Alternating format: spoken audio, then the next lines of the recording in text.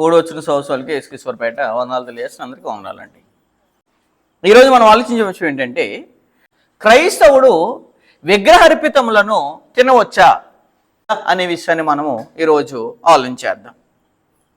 తిమోతికి రాసిన మొదటి పత్రిక 4వ అధ్యాయము మొదటి 2 వచనాలు చదువుదాం. తిమోతికి రాసిన మొదటి పత్రిక 4వ అధ్యాయము మొదటి 2 వచనాలు. అయితే కడవరి దినములలో కొందరి అబద్ధికుల వేషధారణ వలన మోసపరచు ఆత్మల యందు దయ్యముల బోధ యందు లక్ష్యముంచి విశ్వాస భ్రష్టులగుదురని ఆత్మ తేటగా చెప్పుచున్నాడు అని చెప్పేశాడు. కడవరి దినాల్లో ఎలాంటి వారు ఉంటారంటే దయ్యముల బోధ చెప్పేవారు. ఆ దయ్యముల బోధ చెప్తే గనక దాన్ని విని చాలా మంది ఏమవుతారంట, విశ్వాస భ్రష్టులు అవుతారు అని తెలియజేశాడు. ఆ అబద్ధికులు 3వ వచనంలో ఆ అబద్ధికులు వాతబేబని మనసాక్షి గలవారై వివాహం నిషేధించచ్చు సత్యవిషయమైన అనుభవజ్ఞానం గల విశ్వాసులు కృతజ్ఞాసులు చెల్లించుకుని పుచ్చుకునే నిమిత్తము దేవుడు సృజించిన ఆహార వస్తువులను కొన్నిటిని తినటం మానవాళ్ళని చెప్పుచుందరు అని చెప్పేశాడు. ఇప్పుడు ఇక్కడ ఏం చెప్తారంటే, కొంతమంది అబద్ధికులు ఉన్నారంట. ఆ అబద్ధికులు ఏం చెప్తారంటే, దేవుడు సృజించిన ఆహార వస్తువుల్ని కొన్నిటిని ఏం చేయాలంట, తినుట మానవులని చెప్పుచుందరు అని చెప్పేశాడు. దేవుడు సృజించిన ప్రతి వస్తువు మంచిది, కృతజ్ఞాసులు చెల్లించి పుచ్చుకునేలా ఏది నిషేధింపదగినది కాదు, ఏలైనా కదా దేవుని వాక్యం వలనను ప్రార్థన వలనను పవిత్రపరచున్నది అని చెప్పేశాడు. కాబట్టి చాలా మంది ఏం చెప్తారంటే, దేవుడు సృజించిన ఆహార వస్తువులని కొన్నిటిని తినుట మానవాళ్ళు చెప్తారంటండి. ఎవరంటే వారిని అబద్ధికులు అని చెప్పేశాడు. వారు ఎలాంటి వారంటే దయ్యముల బోధ యందు లక్ష్యమించేవారు, వివాహాన్ని నిషేధించేవారు. ఇలాంటి వారు కడవరి దినాల్లో మనకి ప్రత్యక్షం అవుతారు. ఈ కడవరి దినాల్లో వీళ్ళు ఉన్నవారు ఏం చెప్తారంటే, వివాహాన్ని నిషేధించచ్చు, దేవుడు సృజించిన ఆహార వస్తువుల్ని కొన్నిటిని తినుట మానవాళ్ళని చెప్పుచుందరు అని చెప్పేశాడు. ఆహార వస్తువులు, ఎవరు ఆహార వస్తువులు? దేవుడు సృజించిన ఆహార వస్తువులు అని చెప్పేశాడు. దేవుడు సృజించిన ఆహార వస్తువులు ఏంటి అని ఆలోచన చేస్తే గనక ఆదికాండము మొదటి అధ్యాయము 29వ వచనం చదువుదాం. ఆదికాండము మొదటి అధ్యాయం 29వ వచనం. దేవుడు ఇదిగో భూమి మీదనున్న విత్తనములిచ్చు ప్రతి చెట్టును, విత్తనములిచ్చు వృక్షము గల ప్రతి వృక్షమును మీకు ఇచ్చి ఉన్నాను, అవి మీకు ఆహారమగును అని చెప్పేశాడు. దేవుడు ఏమేస్తున్నాడంట, విత్తనములిచ్చు ప్రతి చెట్టును, నెక్స్ట్ ఏం చెప్పాడు, వృక్ష ఫలములు గల ప్రతి వృక్షమును మీకు ఇచ్చి ఉన్నాను, అవి మీకు ఆహారం అగును. అంటే వృక్షాల్ని, విత్తనాల ద్వారా చెట్లని, వృక్షాలను ఇచ్చేది ఎవరంటే దేవుడు. అవన్నిటిని దేని కొరకు ఇచ్చాడంటే మనకు ఆహారం అవడానికి ఇచ్చాడు. కాబట్టి దేవుడే ఇచ్చిన వాటిని, దేవుడే సృజించిన వాటిని ఏం చెప్తారంటే, కొంతమంది తినుట మానేయాలి, మీరు దేవుడు సృజించిన ఆహార వస్తువుని కొన్నిటి ఏం చేయాలి, మీరు తినుట మానేయాలి అని చెప్పేశాడు. అంటే చెట్లలో చాలా రకాలైన చెట్లు ఉంటాయి. ఎందుకంటే దేవుడు ప్రతిదాన్ని 12వ వచనంలో కూడా భూమిని గడ్డిని తమ తమ జాతి ప్రకారము విత్తనములిచ్చే చెట్లను తమ తమ జాతి ప్రకారము తమలో విత్తనములు గల ఫలవృక్షములను మొలిపింపగా అది మంచిదని దేవుడు చూచెను అని చెప్పేశాడు. కానీ ఈ అబద్ధికులు ఏం చేస్తారంటే, దేవుడు సృజించిన వాటిని తినకూడదు, అది మంచిది కాదు అని చెప్తున్నారు. కానీ దేవుడు ఏం చెప్తున్నాడంటే, దేవుడు సృజించిన ఆహార వస్తువు ప్రతిదీ మంచిది, అది ఏం చేయాలంటే దేవునికి కృతజ్ఞాస్తులు చెల్లించి పుచ్చుకొనవాలి అని దేవుడు చెప్తుంటే, కొంతమంది ఏం చెప్తారంట, దయ్యములు బోధ చేసేవారు దేవుడు సృజించిన ఆహార వస్తువులు ఏం చేయాలి, కొన్నిటిని తినుట మానవాళ్ళని చెప్పేస్తారంట. కానీ ఆహార వస్తువులు అంటే మనకు తెలిసిపోయింది. ఆదికాండము 9వ అధ్యాయము 3వ వచనం చదువుదాం. ఆదికాండము 9వ అధ్యాయం 3వ వచనం. ప్రాణము గల సమస్త చర్మలు మీకు ఆహారమగును, పచ్చని కూర మొక్కలు ఇచ్చినట్లు వాటిని మీకు ఇచ్చి ఉన్నాను అని చెప్పేశాడు. కాబట్టి దేవుడు ఆహార వస్తువుల్ని, అంటే దేవుడు మొక్కల్ని, వృక్షాల్ని, ప్రతి దాన్ని దేవుడు ఎందుకు ఇచ్చాడంటే మనకి ఆహారం అవడానికి ఇచ్చాడు.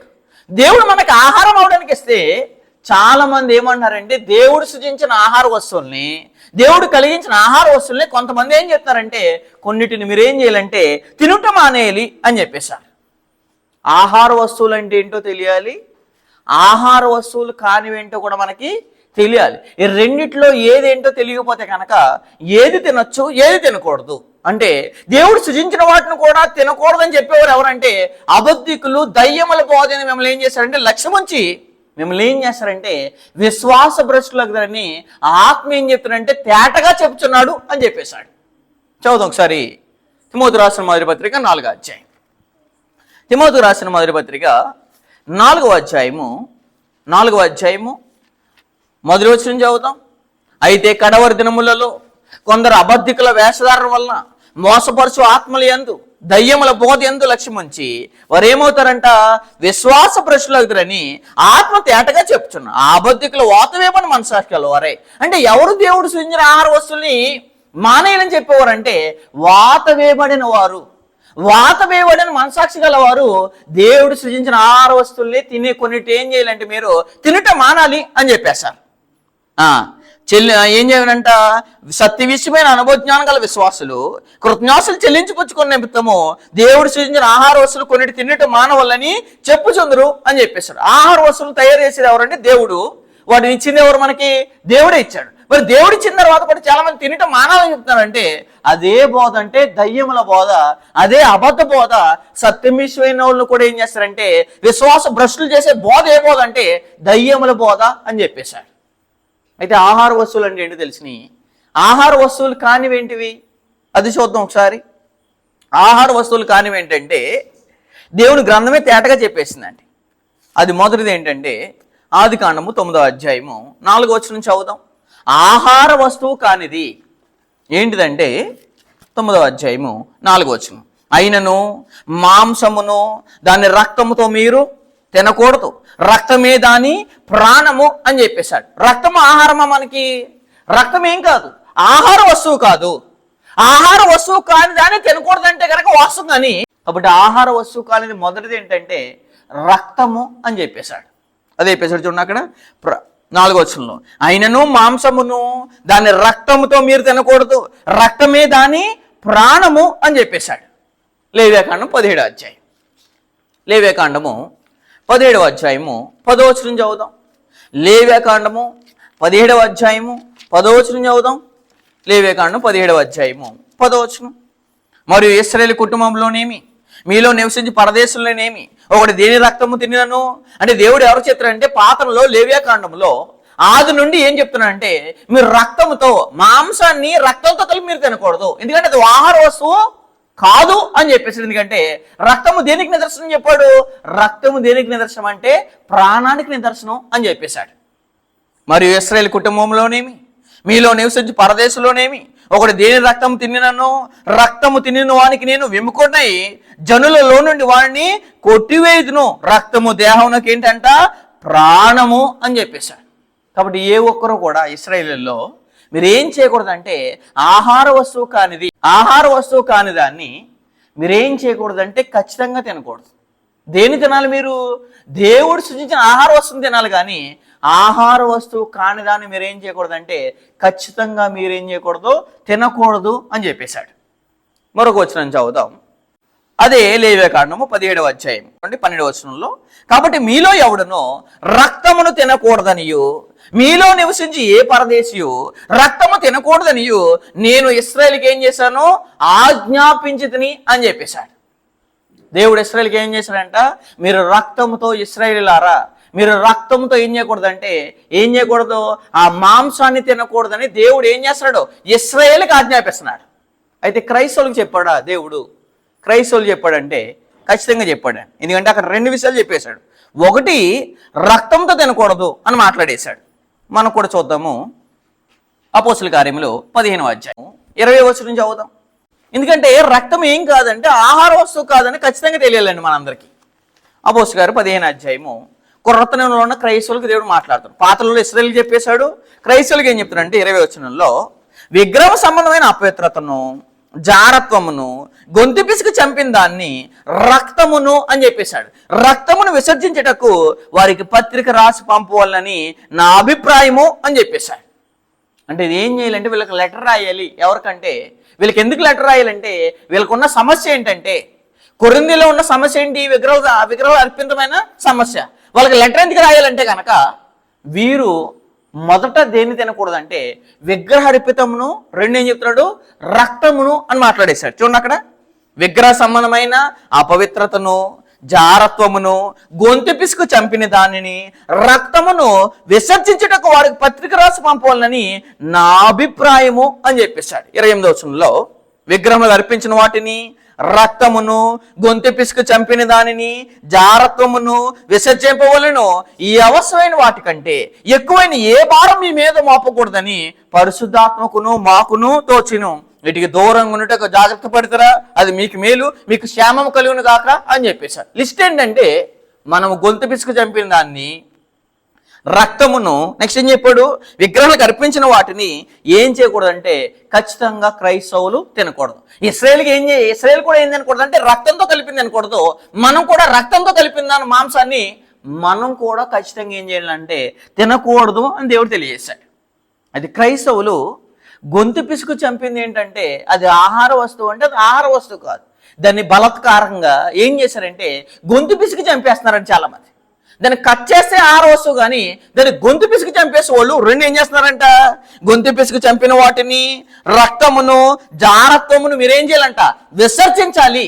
ఎందుకంటే ఎలాంటి కార్యక్రమాలు అంటే ఇవి ఈ అవసరమైన వాటికంటే ఎక్కువైన ఏ భారమును మీ మీద మోపకూడదని పరిశుద్ధాత్మకును మాకును తోచిన. వీటికి దూరంగా ఉన్నటకు జాగ్రత్త పడతారా. ఎవరైనా దూరంగా ఉన్నారా మీకు క్షేమం, దూరంగా లేరా మీకు అదేమవుతుందంటే అసలే కీడిగా మారిపోతుంది. అది మీకు మేలు, మీకు క్షేమము కలుగును గాక అని చెప్పేశాడు.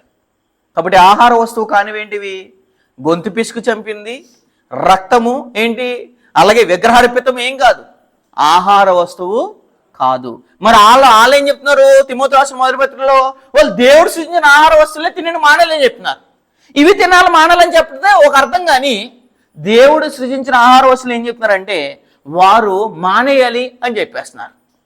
ఇక్కడ మరొక పాయింట్ మనకు చెప్పేశాడు. అదేంటంటే 28వ వచనంలో విగ్రహములకు అర్పించిన వాటిని అని చెప్పేశాడు. పాత నుంచి క్రొత్త నిన్న వరకు దేవుడు దేవుడు ఇశ్రాయేలుకి ఇచ్చిన కాడి నుంచి క్రొత్త నిన్న క్రైస్తవులకు అప్పగించే వరకు దేవుడు ఆది నుండి ఏం విసర్జించుకుంటాడంటే దేవునికి ఏది నచ్చదంటే విగ్రహ సంబంధమైన కార్యక్రమాలు దేవునికి ఖచ్చితంగా నచ్చవు. చూద్దాం ఒకసారి పాతనలోకి వెళ్దాం. పాత నిబంధనలో విగ్రహ అర్పితం కూడా ఏంటంటే నిషిద్ధం అండి. చదువుదాం ఒకసారి. ఎందుకంటే ఇతరుల దేవుళ్ళకి బలి ఇవ్వడము, ఇతర దేవుళ్ళు పూజించడము ఇశ్రాయేలు వారికి ఏంటంటే నిషిద్ధమని దేవుడు ఎప్పుడో చెప్పేశాడు. చదువుదాం ఒకసారి నిర్గమాకాండ 20వ అధ్యాయం. ఎందుకంటే ఆది నుండి దేవుడు దేన్ని ఒప్పుకోడంటే కనుక విగ్రహ సంబంధమైన వాటిని అర్పించినా కానీ, దేవుని తప్పొచ్చి వేరే దాన్ని ఏదైనా పూజించినా కానీ దేవునికి ఖచ్చితంగా ఏముండదంటే ఇష్టం ఉండదు. చెప్పేశాడు అక్కడ, నేను తప్ప వేరొక దేవుడు మీకు ఉండకూడదు అని చెప్పేశాడు. ఓ ఇశ్రాయేలులారా, మీ వినికిడిలో నేను చెప్పుచున్న సంగతులను వాటిని విని మీరేం చేయాలి, గైకొని వారికి మీరు బోధించడని చెప్పేసి ఎవరిని, మోషే గారు. ఎక్కడ ద్వితీయోపదేశకాండం 5వ అధ్యాయం. అయితే ఇశ్రాయేలుకి ఏం చెప్తాడంటే దేవుడు ఒక ఆజ్ఞలో మొదటి ఆజ్ఞ ఏంటంటే మీరు నేను తప్ప వేరొక దేవుడిని మీరు ఏం చేయకూడదు చెప్పేసి 20వ అధ్యాయం 3వ వచనంలో నేను తప్ప వేరొక దేవుడు నీకు ఉండకూడదు అని చెప్పేశాడు. వేరొక దేవుడు ఉండకూడదు, వేరొక బలి కూడా ఉండకూడదు చదివేశాడు. అదే నిర్గమాకాండము 22వ అధ్యాయము 20వ వచనం చదువుతాం. నిర్గమాకాండం 22వ అధ్యాయము 20వ వచనం. నిర్గమాకాండము 22వ అధ్యాయం 20వ వచనం. యెహోవాకు మాత్రమే కాక వేరొక దేవునికి బలి అర్పించేవాడు ఎవరు, శాపగ్రస్తుడు అని చెప్పేశాడు. ఉన్న దేవుడు ఒకడే అయితే కనుక, ప్రపంచమంతా ఒకే దేవుడు అయితే కనుక, ఒక దేవుడు కాని దానికి వేరే దేవుడికి మీరు బలి అర్పిస్తున్నారంటే అతడు ఎవరంటే ఇశ్రాయేల్లోంచి ఏమవుతాడంటే శాపగ్రస్తుడు అవుతాడు అని చెప్పేశాడు. మోషే కనబడట్లేదు, ఏం చేస్తారంటే అహరోను చేత ఒక దూడను చేంజ్ చేసుకుంటారు ఎవరో ఇశ్రాయేల్. అది కూడా ఏంటిది, ఒక విగ్రహమే. అందుకని దేవునికి తప్ప అక్కడ మాట్లాడేశాడు. యెహోవాకు మాత్రమే కాక వేరొక దేవునికి ఏం చేయకూడదు, బలి అర్పించకూడదు. వేరొక దేవుడు ఉండకూడదు, వేరొక బలి ఉండకూడదు. అలా వేరు అనేది ఇశ్రాయేల్లోంచి ఎప్పుడు రాకూడని పదము దేవుడు నిషేధించిన, ఖండించిన పదం ఏదైనా ఉందంటే నేను తప్ప వేరొక దేవుడు అనకూడదు, 2 వేరొక దేవునికి మీరేం చేయకూడదు, బలి అర్పించకూడదు. 3వ విషయం చూద్దాం. అదే నిర్గమాకాండము 34వ అధ్యాయము 15వ వచనం. నిర్గమాకాండం 34వ అధ్యాయం 15వ వచనం. ఆ దేశపు నివాసులతో నిబంధన చేసుకొనకుండా జాగ్రత్త పడము. వారు ఇతరుల దేవతలతో వ్యభిచరించి ఆ దేవతలకు బలి అర్పించినప్పుడు ఒకడు నిన్ను పిలిచిన ఎడలా నీ వాని బలిద్రవ్యమును తినకుండా చూచుకొనుము అని చెప్పేశాడు. ఏంటంటండి, ఓ ఇశ్రాయేలులారా, ఎవరైనా బలి అర్పించి మిమ్మల్ని పిలుస్తుంటే దాన్ని తినమంటే కనుక మీరేం చేయాలి?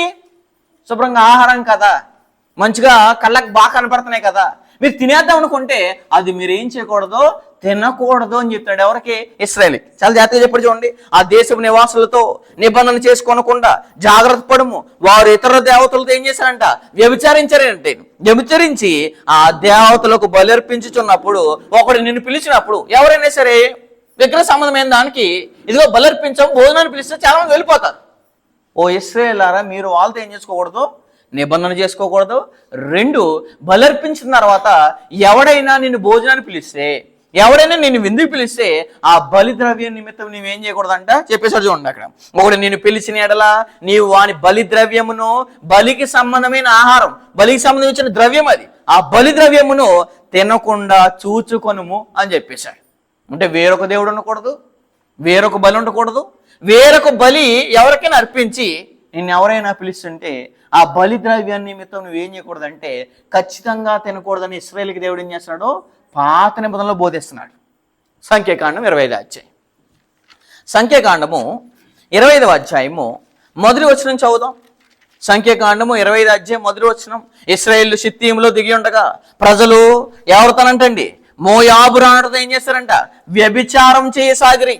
ఆ స్త్రీలు తమ దేవతలకు బలులకు ప్రజలను పిలువగా వీరు భోజనం చేసి వారి దేవతలకు ఏం చేశారు? నమస్కరించిరి అని చెప్పేశాడు. మీకు కొంత కేటగిరీ వాళ్ళు తెలుసా మీకు? నాడు సమాజంలో ఉన్నారు. ఎలాంటి వారు అంటే వాళ్ళు చెప్పేశాడు. అక్కడ చూడండి, ఇశ్రాయేలు షిత్తీములో దిగి ఉండగా ప్రజలు మోయాబు రాణులతో వ్యభిచారం చేయసాగిరి. ఆ స్త్రీలు తమ దేవతలకు బలులు, ఆ బలులకు ప్రజలను పిలువగా వీరు భోజనం చేసి వారి దేవతలకు ఏం చేశారు? నమస్కరించిరి అని చెప్పేశాడు. చాలా మంది ఏదైనా వారి పంట బాగా పండినా లేదా చెరువుల గురించి వాటి గురించి ఏం చేస్తారంటే ఒక మోగజీవులు ఏం చేస్తారంటే బలర్పిస్తారంటే చాలా మంది బలర్పించిన భోజనం అనిపిస్తే చాలా మంది చేసేసి వాళ్ళు ఉంటారండి. వీళ్ళందరూ ఎవరంటే దేవునికి అయిష్టులు, దేవుణ్ణి ఎరగిన వారు, దేవునితో నిబంధన మీరిన ప్రజలండి. ఇలా పిలిస్తే మిమ్మల్ని వెళ్ళకండి అన్నట్టు చూడండి. అక్కడ ఆ స్త్రీలు తమ దేవతలకు బలులకు ప్రజలను పిలువగా వీరు భోజనము చేసి వారి దేవతలకు ఏం చేశారంట? నమస్కరించరి అని చెప్పేశాడు.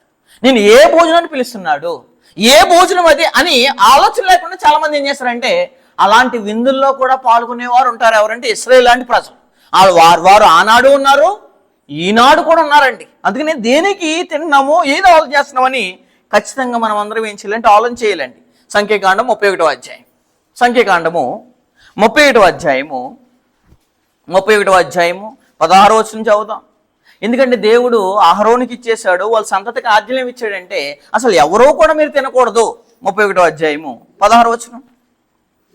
ఇదిగో ఎవరి ఆజ్ఞను బట్టి అంటండి? బిలాము. ఇదిగో బిలామును మాట బట్టి పేయోరు విషయములో ఇశ్రాయేలు చేత యెహోవా మీద తిరుగుబాటు చేయించిన వారు వీరు కారా? ఎవరి మాటను బట్టి మీరు వెళ్ళిపోయారు? బిలాము మాటను బట్టి వెళ్ళిపోయారు. కాబట్టి బిలాం బోధ ఏంటి? కంటిన్యూషన్ మాట్లాడేశాడు. అందుకు యెహోవా సమాజంలో తెగులు పుట్టి ఉండెను గదా అని చెప్పేశాడు. తెగులు ఎందుకు పుట్టిందంట? మీరు ఎవరి మాటను బట్టి వెళ్ళారంటే ఎవరి మాటను బట్టి వెళ్ళారు? మనిషి మాట, బిలాము మాటను బట్టి వెళ్ళారు. కానీ దేవుడు ఎక్కడైనా మీరు విగ్రహ సంబంధమైన ఎవడైనా మేము పిలుస్తుంటే ఆ బలిద్రవ్యాన్ని కానీ ఆ భోజనాన్ని కానీ మీరు తినొచ్చా అంటే ఇశ్రాయేలులారా మీరు తినకూడదు అని చెప్పేశాడు. కానీ మీరు అటుకొచ్చి మానవుల మాటను బట్టి బిలాము మాటను బట్టి మీరు వెళ్తుంటే అక్కడ దేవునికి ఏమొచ్చేసింది? కోపం వచ్చి వారి మధ్యలో ఏం పుట్టేసింది? తెగులు పుట్టింది. తెగులు పుట్టడానికి కారణం ఏంటంటే వీరు యెహోవా మీద ఏం చేశారు? ఒక ఆయన మాటను బట్టి ఏం చేశారంట? యెహోవా మీద తిరుగుబాటు చేయించిన వారు వీరు కారా? అందుచేత యెహోవా సమాజంలో తెగులు పుట్టి ఉండెను గదా అని చెప్పేశాడు. కాబట్టి దేవుడు ఏం చెప్తున్నాడు? కాబట్టి చాలా మంది ఇలాంటి సంబంధమైన భోజనాలకి చాలా ఆతృతగా చాలా ఆసక్తిగా ఉంటారండి చాలా మంది. చదివేద్దాం. ప్రకటన గ్రంథము 2వ అధ్యాయం 14వ వచనం. ఆయనను నేను నీ మీద కొన్ని తప్పిదములు మోపవలసినది. ఎవరి గురించి మాట్లాడుతున్నాడు? పెర్గములో ఉన్న సంఘాన్ని గురించి మాట్లాడుతున్నాడు దేవుడు. పెర్గములో ఉన్న సంఘంలో కొన్ని లోపాలు ఉన్నాయి, కొన్ని తప్పులు ఉన్నాయి, కొన్ని తప్పుల మీద మోపవలసి ఉన్నది. ఏంటో తప్పులు అంటే అక్కడ చెప్పేశాడు. వాళ్ళు ఏం చేస్తారంట? అవేవనగా విగ్రహములకు బలి ఇచ్చిన వాటిని తిననట్లును జాగ్రత్తం చేయనట్లును ఇశ్రాయేలుకు ఉరియడం అని బాలాకు నేర్పిన ఏ బోధ? బిలాము బోధ. బిలాము ఏం చేస్తాడంటే విగ్రహాలకు అర్పించే బోధను తినేటట్టు చేస్తున్నాడు. ఎవరు? బిలాము. ఇలాంటి బిలాముని వెంబడించి ఎంతమంది ఉన్నారంట? బాలాకులు ఉన్నారంటే అండి. బాలాకునకు నేర్పిన బిలాము బోధ. అంటే బిలాము బోధని చాలామంది నేర్చుకుంటూ ఏమవుతున్నారంటే దేవుడు మన మీద నేరం మోపేలాగా, దేవుడు మన మీద తప్పిదం మోపేలాగా, దేవుడు మన మీద చేసిన తప్పుని ఆరోపించేలాగా ఉన్నారంటే కారణం ఏంటంటే ఈ సంఘములో ఉన్న లోపం ఏంటంటే వీరు విగ్రహ అర్పితుల వాటిని ఏం చేస్తున్నారో తింటున్నారు అని మాట్లాడేశాడు. అందుకని నేను మీద ఏం చేస్తానంటే అవేవనగా విగ్రహకు బలి ఇచ్చిన వాటిని తిరిగినట్లును, జారత్వం చేయనట్లును, ఇశ్రాయేలుకు ఉరియటమని బాలాకునకు నేర్పిన బిలాము బోధన అనుసరించి వారు ఎవరున్నారు? నీలో ఉన్నారు అని చెప్పేశారు. మీరందరూ ఏంటంటే విగ్రహ సంబంధమైన భోజనాలకు వెళ్ళిపోతున్నారంటే మా సేవకుడు ఎలాగే చెప్పాడని అంటారు. ఇలాంటి చెప్పిన వాడు ఎలాంటి బోధకుడు అంటే బిలాము లాంటి వాడు. బిలాము దగ్గర నేర్చుకున్న చాలా మంది విశ్వాసులు ఎలాంటి వారు? బాలాకు వంటి వారు. బాలాకుకి ఎవరు నేర్పారంట? బిలాము. కాబట్టి బాలాకు ద్వారా అంటే బిలాము లాంటి అబద్ధ బోధకులు ఎంతమంది అయితే ఉన్నారో ఆ బిలాము బోధలోని బాలాకులాగా వెంబడించి ఏం చేస్తారంటే దేవుని చేత తప్పు మోపుకొని వారు ఏమవుతారంటే శాపగ్రస్తులు అవుతున్నారు, తెగులు పుట్టించుకుంటున్నారు. కాబట్టి దేవుడు పాతనలో ఏం చెప్తున్నాడంటే కనుక మీరు విగ్రహ అర్పిత విషయంలో వేరొక దేవుడు ఉండకూడదు, వేరొక బలి అర్పించకూడదు. వారు ఎవరితో అంట మోయాబు స్త్రీలతో వ్యభిచారం చేసి మిమ్మల్ని విందుకు పిలిస్తే వారు బలిద్రవ్యం మీరు ఏం చేయకూడదు, తినకూడదు. ఎవరైనా వాటిని తింటే మీలో ఏం పుడుతుందంటే తెగులు పుడుతుంది అని చెప్పేశాడు. ఇది కూడా మీరు చేస్తుంది ఏంటంట ఒక తప్పు అని చెప్పేశాడు. అయితే క్రైస్తవుడు అంగడిలో తినొచ్చా? అంగడి అనేది ఏంటి? అంగడి అంటే ఆహార వస్తువులు అమ్మే చోటు. క్రైస్తవులు అంగడిలో తినవచ్చా? క్రైస్తవుడు అంగడి ఏంటంటే ఎక్కడైతే ఆహార వస్తువు అమ్ముతున్నారో దాన్ని ఏమంటారంటే అంగడి అంటారు. కాబట్టి అంగడిలో తినొచ్చా తినకూడదా? ఒకసారి మనం ఆలోచించేద్దాము. కొరింథీయులకు రాసిన మొదటి పత్రిక 10వ అధ్యాయం. కొరింథీయులకు రాసిన మొదటి పత్రిక 10వ అధ్యాయము 25వ వచనం చదువుతాం. ఇటు క్రొత్తనంలోనూ విగ్రహార్పితం నిషిద్ధమే, ఇటు పాతనంలో కూడా విగ్రహార్పితం నిషిద్ధమే. అయితే క్రైస్తవులు బయట అమ్మే అంగడిలో అంటే బయట అమ్మే కొట్లలో తినొచ్చా తినకూడదని అంటే కనుక అక్కడ చెప్పేశాడు. 10వ అధ్యాయం 25వ వచనం. దుకాణం అనేది లేదా అమ్మే స్థలం అనేది ఏం కాదు, విగ్రహ స్థలము కాదు. అది ఖచ్చితంగా మనం జ్ఞాపకం చేసుకోలేదు. ఎందుకంటే అది విగ్రహం అర్పించిన స్థలము కాదు. 2, అక్కడ ఎవరైనా సరే విగ్రహం అర్పించి మీకు అమ్మితే కనుక తినకూడదు. కానీ విగ్రహం అర్పించకుండా మీరు అమ్మితే కనుక ఖచ్చితంగా మనం ఆహారంలో కొనుక్కుని మనం ఏం చేయొచ్చండి ఖచ్చితంగా తినవచ్చు. అక్కడ చెప్పేసా చూడండి. కొరింథీయులకు రాసిన మొదటి పత్రిక 10:25, 10వ అధ్యాయము 25వ వచనం.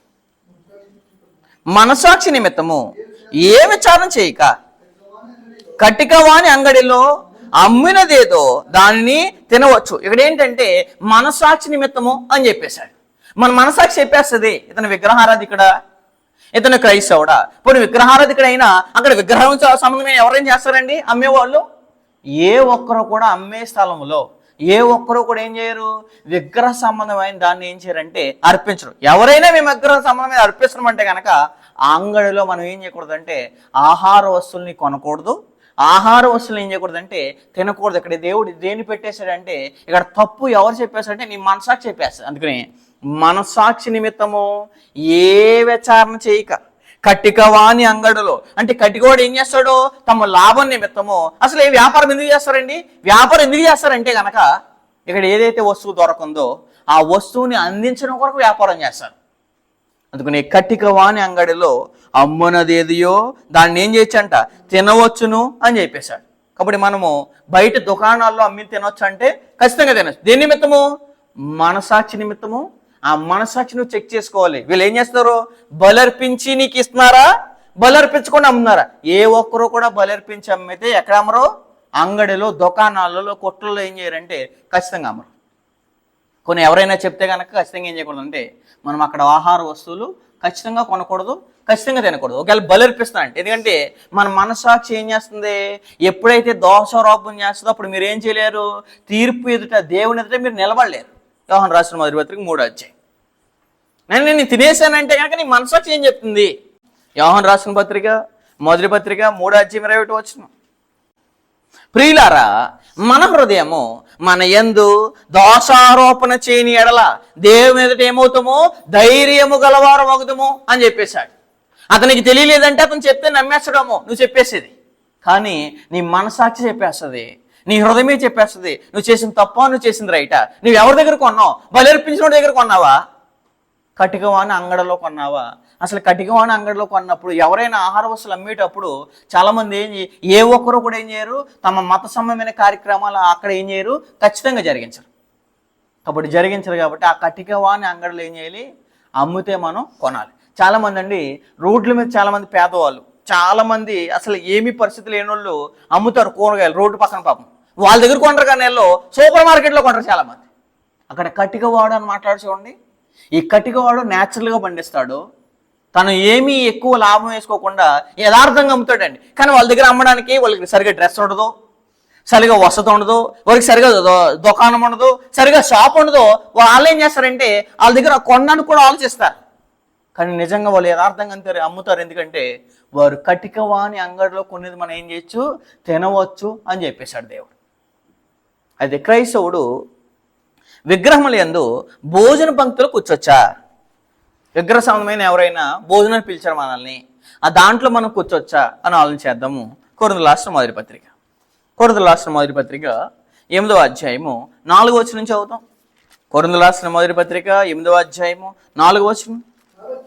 కాబట్టి విగ్రహములకు బలిగా అర్పించిన వాటిని తినుట విషయము లోకమందు విగ్రహం అర్పించిన వాటిని తినుట విషయము అంటే చాలా మంది తినాలంటే కనుక వెంటనే వారు ఆలోచన చేయకుండా గ్రంథంలో ఆజ్ఞను మర్చిపోయి వాళ్ళు ఏం చేస్తారంటే ఆహారం మీద ఆనుకుని ఉంటారు. కాబట్టి అందులో వస్తుంది దేవుడు చెప్పాడు ఫిలిప్పీ రాష్ట్రపతిలో, నాశనమే వారు ఎంతమో వారు కడిపేవారు దేవుడు అని చెప్పేశాడు.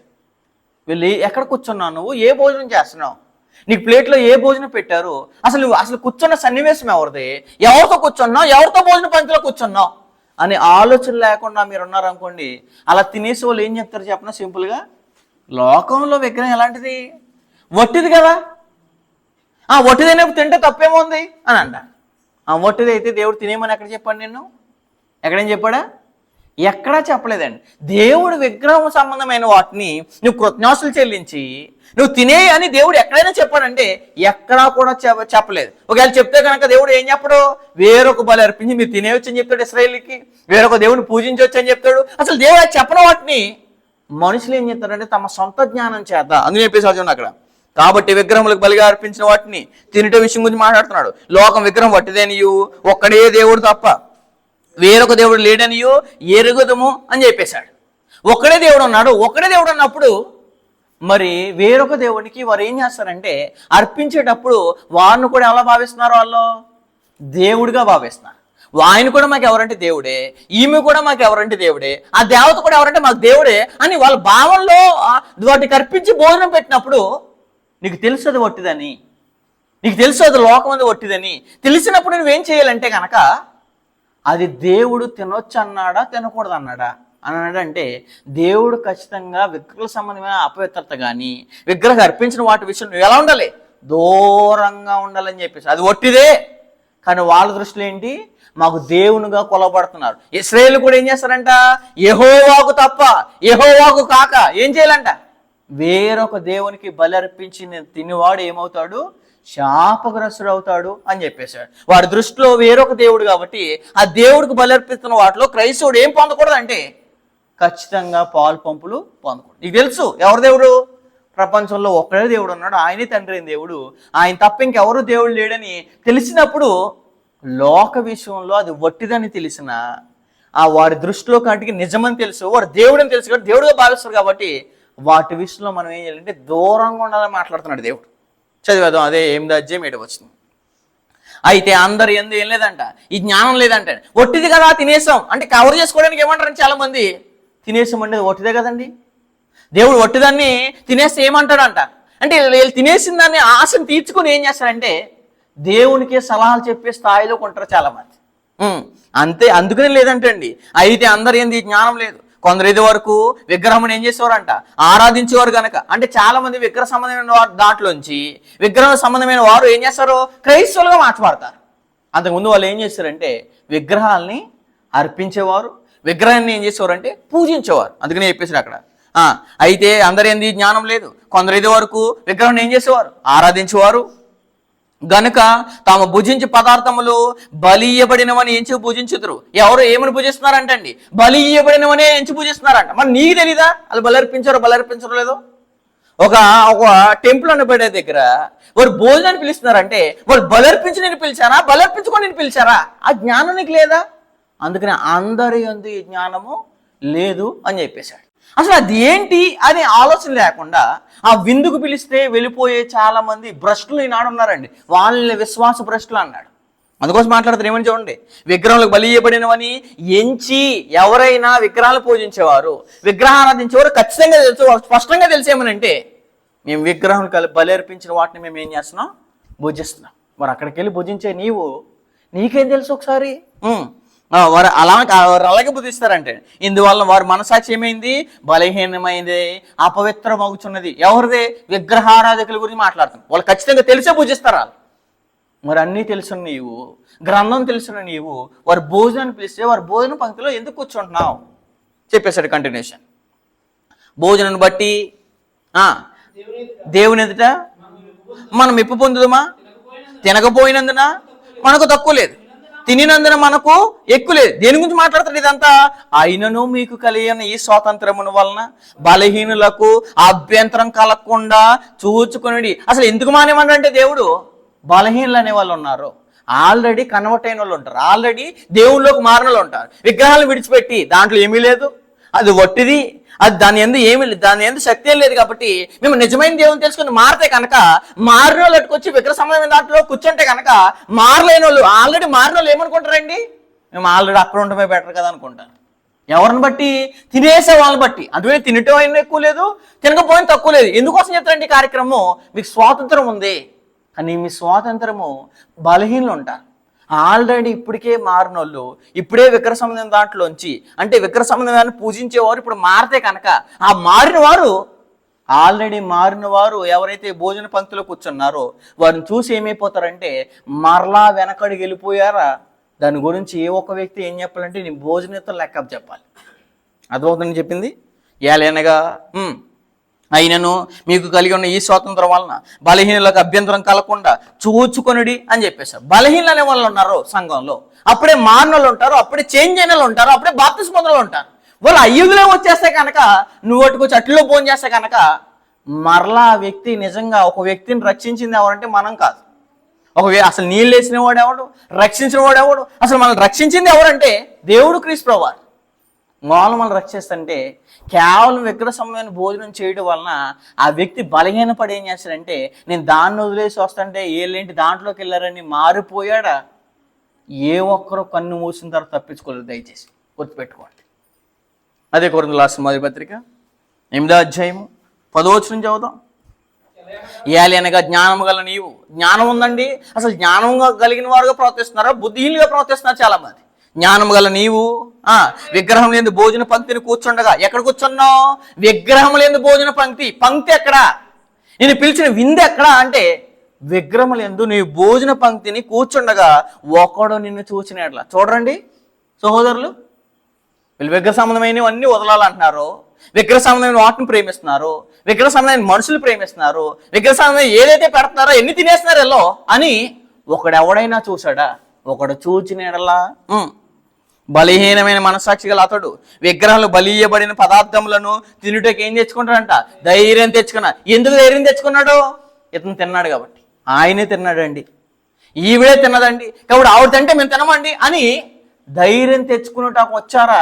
ఆనాడు దేవుడు కోపం ఎలా అయితే బయలుపడ్డదో ఈనాడు కూడా ఎవరైతే ఒకరిని బట్టి ఒకరు తింటున్నారు. చాలా మంది తప్పు ఎప్పుడు చేస్తారంటే కనుకండి, అతను చేశాడు కూడా నేను చేశానంట, అతను మాట్లాడు నేను మాట్లాడంటాను. గ్రంథాన్ని బట్టి, దేవుని బట్టి, నిబంధన బట్టి చూసుకోరు, కానీ ఒక వ్యక్తిని బేస్ చేసుకుని పెడతారు చాలా మంది. అతను కొడతంటే ఇతను ఏళ్ళు సిట్రేట్ అవుతారు, వాళ్ళు రాసుకోలేదని అడిగితే ఏళ్ళు మిగతా వాళ్ళు బుక్కులు తిరగేసేస్తారు. అంటే అందరూ ఎవరిని బట్టి అంటే మనుషులు బట్టి, కానీ నిజంగా నిస్వార్థంగా దేవుణ్ణి నన్ను చూసుకునే విధానాలు చాలా మందిలో ఉంటాయి. అందుకోసం ఒకడు ఏమవుతాడంట? ఒకడు చూచినడలా బలహీనమైన మనసాక్షి గల అతడు విగ్రహాలు బలియబడిన పదార్థములను తినుటకు ఏమవును? ధైర్యం తెచ్చిన కదా. అందువలన ఎవని కొరకు క్రీస్తు చనిపోయినో ఆ బలహీనుడైన నీ సహోదరుడు ఎవరి జ్ఞానం బట్టి, నాకు జ్ఞానం బాగా తెలుసు, నాకు వాక్యం బాగా తెలుసు, అది లోకం ఒట్టిదని తెలుసు కాబట్టి నేను తినేస్తానంట.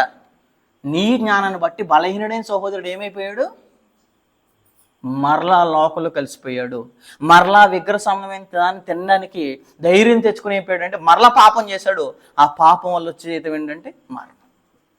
అంటే కేవలం మన భోజన పంక్తి కూర్చున్న వల్ల రక్షించబడిన ఒక సహోదరుని, అప్పటికే మారు మనసు ఒక పొందిన సహోదరుని విగ్రహ సంబంధమైన వాళ్ళు మార్చాలంటే చాలా కష్టం అండి, గుర్తుపెట్టుకోండి.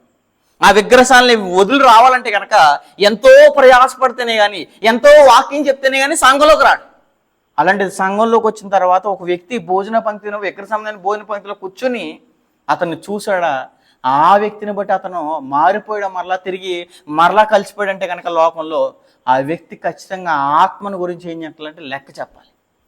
అందుకోసం చెప్పేశాడు అక్కడ, ఇలాగ సహోదరులకు విరోధముగా అందువలన ఎవని కొరకు క్రీస్తు చనిపోయినో ఆ బలహీనుడైన సహోదరుడు నీ జ్ఞానాన్ని బట్టి, నా జ్ఞానం ఉంది కదంటే జ్ఞానమున్న నీవు ఎక్కడికి వచ్చున్నావు తెలియాలని చెప్పాడు పైన.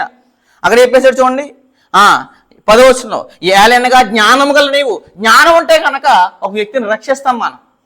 అదే జ్ఞానంతో ఏం చేస్తున్నాం అంటే ఒక సహోదరుని నాశనం చేస్తున్నాం. ఎప్పుడు నాశనం చేస్తున్నాం అంటే దేవుడు చేయొద్దన్న పనిని మనం తెగించి చేసిన, మన జ్ఞానాన్ని ఉపయోగించి చేసినా కనుక ఒక వ్యక్తి నాశనం అయిపోతే కనుక, అందుకోసం ఎవరు రక్షించారని మనల్ని చెప్పేసాడు 11వ వచనంలో. అందువల్ల ఎవరి కొరకు క్రీస్తు చనిపోయినో ఆ బలహీనుడే నీ సహోదరుడు నీ జ్ఞానం బట్టి నశించును అని చెప్పేశాడు. క్రీస్తు ప్రభువు ప్రాణం పెట్టారు, క్రీస్తు ప్రభువు వాక్యం విన్నాడు, క్రీస్తు ప్రభువు మారాలని ఆయనకు ఆలోచన వచ్చినప్పుడు క్రీస్తు ప్రభువు మరణాన్ని అపవిత్రం చేసేవాళ్ళు ఎవరంటే ఒక రోజు భోజనం కొరకు ఆశపడి వెళ్ళేవారు. ఒక పూటి కొరకు ఏం చేశాడంట ఏసావు, ఆశపడి తన జాస్యత్వాన్ని కోల్పోయాడంటే. అలాగే ఒక పూటి కొరకు ఆ భోజన పంక్తులు కూర్చుంటే కూడా ఒక ఆత్మ నాశనమేలా చేస్తున్నారు చాలా మంది ఈనాటికి కూడా. క్రీస్తు చనిపోయిన మరణాన్ని, క్రీస్తు శిలువ మరణాన్ని వ్యర్థం చేసేవాళ్ళు, యేసుక్రీస్తు అని సిలువేసేవాళ్ళు ఎవరంటే భోజన పంక్తిలో తన జ్ఞానాన్ని బట్టి కూర్చుని తిని బలహీనుడైన సహోదరుని నాశనం చేసినప్పుడు. అందుకోసం చెప్పేశాడు, ఇలాగ సహోదరులకు విరోధంగా పాపం చేయటం వలన వారి మనసాక్షి నొప్పించడం వలన పుట్టినట్లు ఏంటండి గాయపరచడం. ఎవరైనా సరే మిమ్మల్ని చూసి ఆ సహోదరుడు అక్కడ కూర్చున్నాడు అని బాధపడ్డా అయిపోయారు మీ పరిస్థితి. అందుకని గాయపరచడం వలనను మీరు క్రీస్తునకు విరోధంగా ఏం చేస్తారు, పాపము చేయవారు అవుతారు అని చెప్పేశాడు. కాబట్టి మీరేం చేస్తారంటే పాపం చేస్తారు. కాబట్టి భోజన పదార్థం వలన నా సహోదరునికి అభ్యంతరం కలిగిన ఎడల, ఏ పదార్థాల్లో అసలు నువ్వు ఎక్కడ కూర్చుంటున్నావు, ఆ భోజన పదార్థాలు బట్టి సహోదరికి అభ్యంతరం ఏదైనా కలిగితే కనుక నా సహోదరుని అభ్యంతరం కలిగజేయకుండాటికై నేను అన్నిటికీ ఏం తిన్నాను, మాంసం తిన్నాను అని చెప్పేశాడు. ఒక మాంస విషయంలో సహోదరు ఆటంకపరిస్తే ఆ విషయంలో మనం ఏం చేయాలంటే ఆ కార్యక్రమాన్ని కూడా వదిలేయాలండి. ఏ కార్యక్రమాన్ని, మాంస కార్యక్రమాన్ని. అదే మాట్లాడేసారు అక్కడ. కాబట్టి భోజన పదార్థం వలన నా సహోదరునికి అభ్యంతరం కలిగిన ఎడల, నా సహోదరునికి అభ్యంతరం కలిగజేయకుండాటికై నేను ఎన్నటికీ ఏం చేయను, ఎన్నటికంటే ఇంకెప్పటికేం చేయను, ఈ కార్యక్రమంలో నేను ఎప్పటికీ పాల్గొను. ఒక సహోదరు మన భోజన పదార్థాన్ని బట్టి, మనం తినే ఆహారం బట్టి ఒక సహోదరు ఇబ్బంది పడితే కనుక ఆ ఇబ్బంది అయ్యే సహోదరు గురించి ఏం చేయాలి, మనం ఇంకెన్నటికీ మానేయాలి. సహోదరులతో మనం ఏం చేయడానికి సిద్ధపడి ఉన్నాం, సహోదరులతో మీరు ప్రాణం బద్దులమై ఉన్నామని చెప్పేశాడు. ప్రాణం పెట్టేవాళ్ళు మాంసాన్ని వదలలేరా అంటే మాంసాన్ని వదలలేరు చాలా మంది.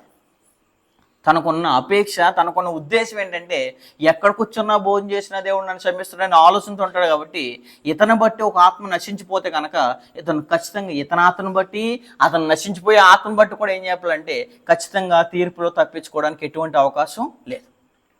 కాబట్టి క్రైస్తవుడు విగ్రహ సంబంధమైన అపవిత్రతలో కానీ, విగ్రహ సంబంధమైన భోజన పంక్తిలో కానీ ఖచ్చితంగా కూర్చోకూడదు, ఖచ్చితంగా ఏం చేయకూడదు, ఖచ్చితంగా భోజనం చేయకూడదు. అయితే మనకు మరో క్యాండిడేట్స్ ఉంటారు ఎక్కడ లోకంలో, అవిశ్వాసులు పిలుస్తారు చాలామంది. అవిశ్వాసులు ఫంక్షన్లు చేసుకుంటారు, అవిశ్వాసులు పెళ్ళిళ్ళు చేసుకుంటారు, అవిశ్వాసులు తమ కార్యక్రమాలకు మనం పిలుస్తారు. దేనికి, విందులకి. అయితే అవిశ్వాసులు పిలిస్తే క్రైస్తవులు కూడా మనం వెళ్ళొచ్చా?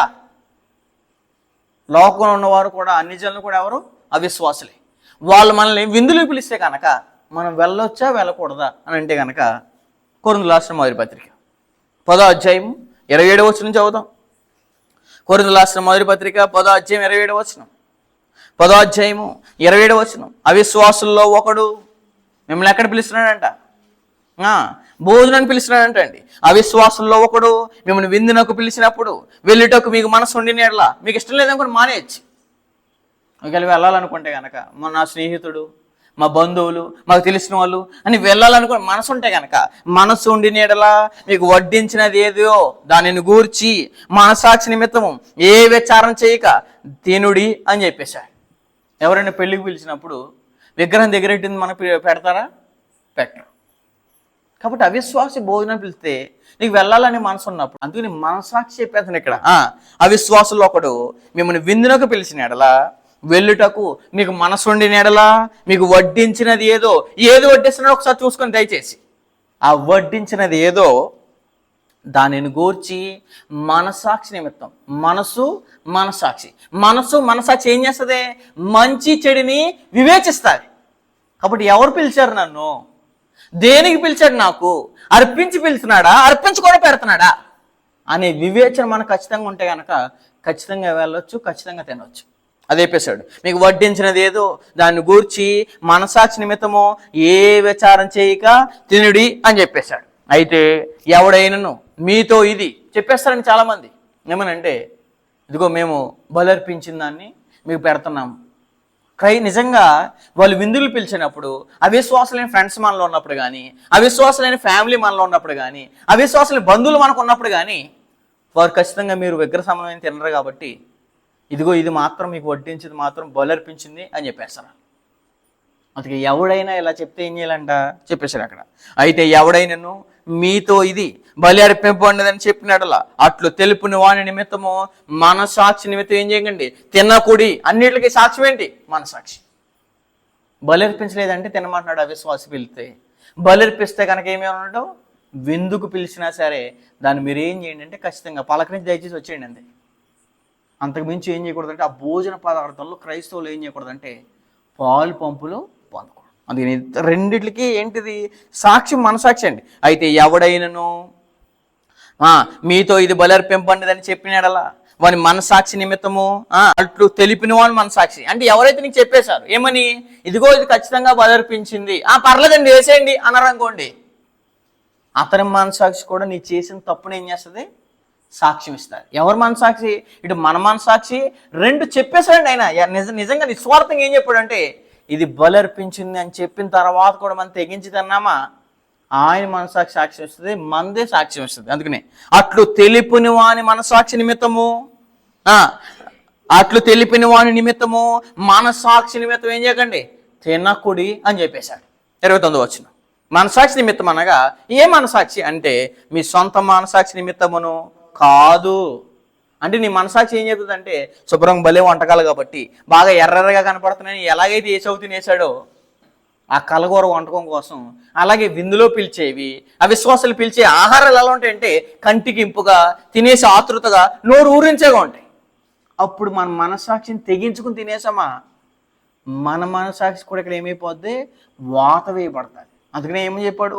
అబద్ధికుల వేషధారణ వలన మోసపరిచే ఆత్మలు ఎందు దయ్యముల బోధ లక్ష్మించి విశ్వాస భ్రష్టులు ఎదురని ఆత్మ తేటగా చెప్తున్నాడు. ఆ అబద్ధికులు ఎలా ఉన్నారంట? వాత వేయబడిన మనసు. అంటే ఆహారం గురించి దేవుని వాక్యాన్ని కూడా మీరే అవిశ్వాసులు ఉంటారు ఈనాడు. అందుకోసం చెప్పాడు ఏ మనసాక్షి అంటే కాదు, ఎదుటివాని మనసాక్షి నిమిత్తం ఇలాగ చెప్తున్నాను. ఎందుకనగా వేరొకరి మనసాక్షిని బట్టి నా స్వాతంత్ర విషయంలో తీర్పు తీర్చబడనేలా అని చెప్పేశాడు. ఇదేంటండి క్రైస్తవులు అంటారు వీళ్ళు, ఇదేంటంటే విగ్రహాలు దూరంగా ఉన్నా అంటారు, మమ్మల్ని అసహించుకుంటారు, విగ్రహాల సంబంధమైన దూరంగా ఉన్న వాళ్ళు దీంట్లో పాపం పొందారని అవతల మనసాక్షి కూడా ఏమవుతుంది? బలహీనపడుతుందండి. నిజంగా మేము విగ్రహాల సంబంధమైన వాళ్ళు అందరూ తినేసారంటే అతను ఏం బాధపడ్డాం, కానీ క్రైస్తవులు విగ్రహాల పైన తినకూడదు కదా, తినేసాడేంటి, మేము పెద్దంటే తినేసాడేంటి, ఏదైనా జ్ఞానం లేదా, బైబిల్ తెలియదా, గ్రంథం తెలియదని అతను మనసాక్షిత మనకు తీర్పు తెచ్చబడిన ఎలా నేను కృతజ్ఞత పుచ్చుకునేలా నేను దేని నిమిత్తం కృతజ్ఞతలు చెల్లించున్నానో దాని నిమిత్తం నేనేం చేయని దూషింపబడిన ఎలా విగ్రహ సంబంధమైన దాంట్లో మన ప్లేట్లో ఉన్నప్పుడు, మన భోజన పంక్తిలో ఉన్నప్పుడు దాని నిమిత్తం ఎవరైనా కృతజ్ఞతలు చెల్లిస్తారా? చెల్లించే దౌర్భాగ్యులు కూడా ఉంటారు చాలామంది. అది బలర్పించిందని తెలుసు, అది విగ్రహ సంబంధమైందని తెలుసు, ఆయన దీన్ని దీవించంటే దేవునికి ఎలా ఉంటుందండి పరిస్థితి? దేవుడు అసహించుకున్న దాన్ని, దేవుడు విసర్జించుకున్న దాన్ని, దేవుడు దూరంగా ఉండమన్న దాని గురించి కూడా చాలా మంది ప్రార్థన చేసి ప్రేయర్ చేసి తినేస్తారంట. చాలా మంది ప్రేయర్ చేసి దాని తినమంటలేదు, దేనికి ప్రేయర్ చేసి తినమంటాడు దేవుడు? చాలా మంది ఆహారం ప్లేట్లో పెట్టుకోవాలంటే మింగేలు అనుకుంటారు చాలా మంది. నువ్వు ఆహారం మింగినప్పుడు ఏం చేయాలని చెప్పాడు? కృతజ్ఞత చెల్లించకుండా మింగకూడదని చెప్పాడు. కీర్తన గ్రంథంలో ఆ వచనం ఉంటుంది. చదువు ఒకటి మన క్రొత్తలో చెప్పేశాడు కూడా మనకు కూడా. తిమోతి రాసిన మొదటి పత్రిక 4వ అధ్యాయం. తిమోతి రాసిన మొదటి పత్రిక 4వ అధ్యాయము 3వ వచనం, 4వ వచనం చదువుతాం. దేవుడు సృజించిన ప్రతి వస్తువు విగ్రహ సంబంధమైన దేవుడు సృజించాడా? సృజించలే. దేవుడు సృజించిన ప్రతి వస్తువు మంచిది, ఆహార వస్తువు. అది కృతజ్ఞతలు చెల్లించి పుచ్చుకునేలా ఏది ఏం కాదు, నిషేధింపగా కాదు, ఏలనగా అది దేవుని వాక్యం వలనను ప్రార్థన వలన ఏం చేయబడుతుంది? పవిత్ర. అంగడిలో కొన్నాం, దాన్ని ఇంటికి వచ్చి వెంటనే ఏం చేయాలి? ప్రేయర్ చేసుకుని తినాలి. అప్పుడు అది ఏం చేయబడుతుంది? పవిత్రపరచబడుతుంది. మనం ఆల్రెడీ ప్రభురాత్రి భోజనం తీసుకున్నప్పుడు, రొట్టెని తీసుకున్నప్పుడు కూడా రొట్టెని ఏం చేయమంటున్నాం? పవిత్రపరచమంటున్నాం. ఎందుకంటే ఆహార వస్తువుని ఏం చేయాలంటే పవిత్రించాలి. అప్పుడు కృతజ్ఞాస్తులు చెల్లించాలి. కానీ ఆహార వస్తువు కాని దానికి ఏం చెల్లించకూడదు? కృతజ్ఞాస్తులు చెల్లించాలి. అందుకని అందరికీ ఏం లేదంటే ఈ జ్ఞానం లేదో అని చెప్పేశాడు. అది ఏంటంటే అండి, దేనికి చెల్లించాలంటే కృతజ్ఞాస్తులు దేవుడు సృజించిన ప్రతి వస్తువు. దేవుడు సృజించిన దానికి కృతజ్ఞత చెల్లిస్తున్నావా? దేవుడు సృజించిన దానికి కృతజ్ఞత చెల్లిస్తున్నావా? కృతజ్ఞత చెల్లించి పుచ్చుకునేట్లా ఏది నిషేధింపదగినది కాదు, ఏలనగా అది దేవుని వాక్యం వలన ప్రార్థన వలన ఏం చేయబడుతుందట? పవిత్ర. ఏదైనా బయట ఆహార వస్తువు మనం కొనుక్కున్నప్పుడు జస్ట్ ఒకసారి ప్రేయర్ చేస్తానండి. ప్రేయర్ చేయకుండా ఎలా తింటున్నారండి అసలే? అది మీ చేతిలోకి వచ్చిన ఆహారం ఎవరి వల్ల వచ్చింది? మీరు తింటున్న ఆహారము, మీరు తింటున్న ఐష్టము, మీరు తింటున్న ప్రతి ఆహార వస్తువులు, రకరకాలైన వస్తువులు ఎలా వచ్చినాయి? దేవుడు వర్షం కురిపించకపోతే పంట పండదు, పంట పండకపోతే రైతు ధాన్యం పండించలేడు, ఆ ధాన్యం రైస్ మిల్కి వెళ్ళకపోతే మనకు రైస్ రాదు, రైస్ లేకపోతే మనకేం చేయదు? మన కడుపు నిండడానికి ఆహారం లేదు ఖచ్చితంగా. అందుకోసమే మీరు ఆహారం తినేటప్పుడు విగ్రహ సంబంధాన్ని తినేటప్పుడు కాదు. చదువు ఒకసారి అపోస్తుల గారు 14వ అధ్యాయం. అపోస్తుల కార్యంలో చాలామంది వెంటనే ప్లేట్లో పెట్టినట్టు తినేది అనుకుంటారు, కానీ ఒకసారి కృతజ్ఞత చెల్లించలేదు. ఎందుకంటే అది వచ్చిన వెనకాల చాలా కష్టం ఉందండి.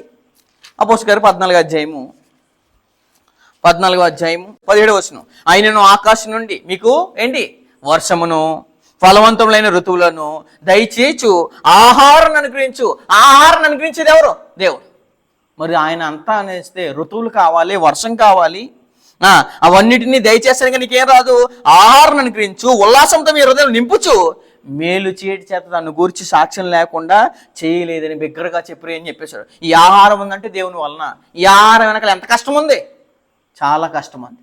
రైతు ఎంత కష్టపడుతున్నాడంటే రైతుని సలాం కొడుతున్నాడు అంటే సమాజం.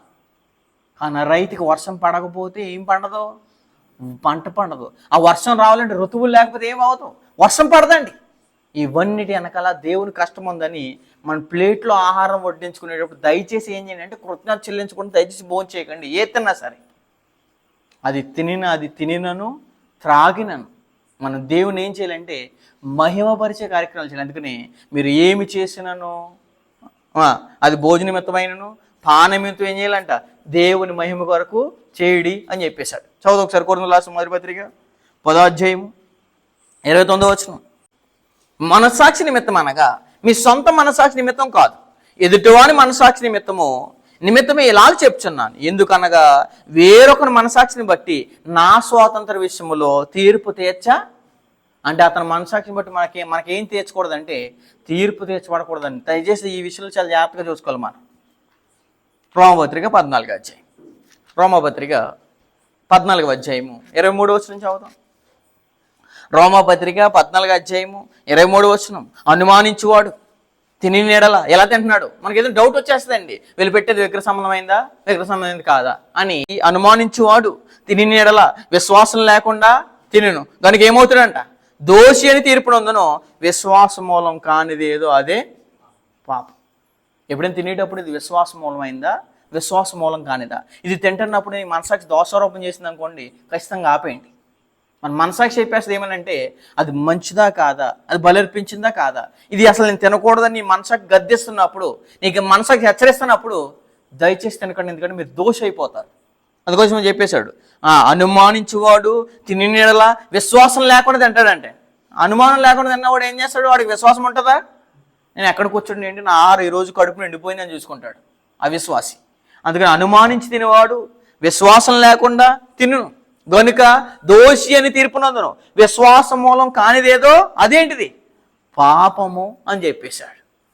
అయితే క్రైస్తవుడు దయ్యపు బలలోను క్రీస్తు బలలోను రెండిట్లో కలిపి పాలు పొందొచ్చా? ఇటు ఈ భోజనాలు చేసి ఇటు ప్రభరాత్రి భోజనం రెండు తీసుకోవచ్చా అనే ప్రశ్నకి ఆన్సర్ ఏంటి చూద్దాం. కొరింథీయులకు రాసిన మొదటి పత్రిక 10వ అధ్యాయము 14వ వచనం చదువుదాం. కొరింథీయులకు రాసిన మొదటి పత్రిక 10వ అధ్యాయం 14వ వచనం. 10వ అధ్యాయము 14వ వచనం చదువుదాం. కాబట్టి నా ప్రియులారా, విగ్రహమునకు ఏం చేయండి? దగ్గరికి వెళ్ళని అన్నాడా, దూరంగా వెళ్ళని అన్నాడా? అది నీ ఫ్రెండ్ అయినా, నీ బంధువు అయినా, ఎవరైనా విగ్రహమైన దాంట్లో నిన్ను ఎవరైనా ప్రేరేపిస్తే నువ్వు ఎలా ఉండాలంట?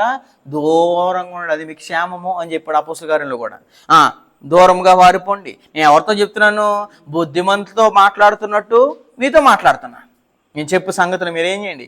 ఆలోచించుకోండి. 20 వచనం. లేదు కానీ అన్ని జనులు అర్పించి బలులు ఎవరికి కాదు? తెలుసా మీకు? మరి తెలిసినప్పుడు అక్కడికి ఎందుకు వెళ్తున్నారు? విగ్రహాలకు అర్పించి బలులు ఎవరికి కాదు? అన్ని జనులు అర్పించి బలులు ఎవరికి కాదు? దేవునికి కాదు. దేవుళ్ళు అనబడే వారికి, దేవునికి కాదు, దయ్యములకే అని చెప్పేశాడు. ఎవరికి అర్పిస్తారంటే దయ్యాలకు అర్పిస్తున్నారు. దయ్యములకి అర్పించున్నారని చెప్పుచున్నాను. మీరు దయ్యములతో పాలువారొకట నాకు ఇష్టము అంటున్నాడా? నాకు ఇష్టము లేదు అన్నాడు. కాబట్టి దయ్యపు పాత్రలో క్రీస్తు పాత్రలు ఏం చేయకూడదు? రెండిట్లో క్రైస్తవుడు పాలు పంపులు పొందుకోకూడదు. ఎవరైనా విగ్రహ సమయం భోజనం నేను చేశాను అని ఎవరైనా చెప్పారా?